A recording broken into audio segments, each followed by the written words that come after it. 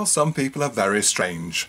And Judas, you know, the guy who betrayed Jesus, I think is very strange because he died twice. Now, yes, according to the Bible, that is. Well, I mean, I'm not really interested in dying once, let alone twice.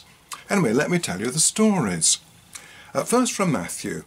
When Judas, who had betrayed him, saw that Jesus was condemned, he was seized with remorse and returned the 30 pieces of silver to the chief priests and the elders.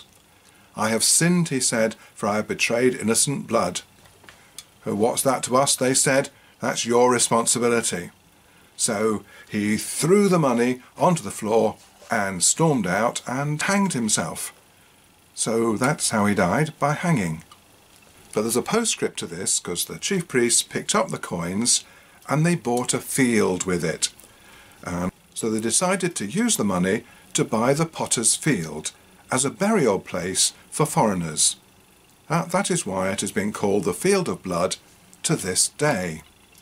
Okay, so those two bits of the story, Judas hangs himself and the chief priests buy a potter's field. Now we'll look at the story in Acts. With the payment he received for his wickedness, it says, Judas bought a field. So in Matthew, it's the high priest buy the field, but in Acts, it's Judas himself. Now remember, in Matthew, Judas hanged himself. Not quite the same in Acts. So he was in the field he'd just bought, and obviously tripped and fell, and his body burst open and all his intestines spilled out. So he didn't hang himself.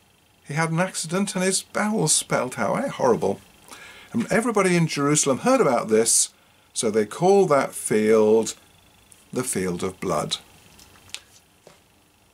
Right, so there we are. Two different stories. How many of them are true? One of them? Both of them? No, not both of them. Neither of them. Who knows?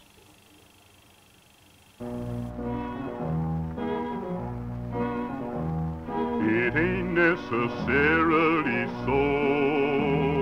It ain't necessarily so. The things that you're liable to read in the Bible, it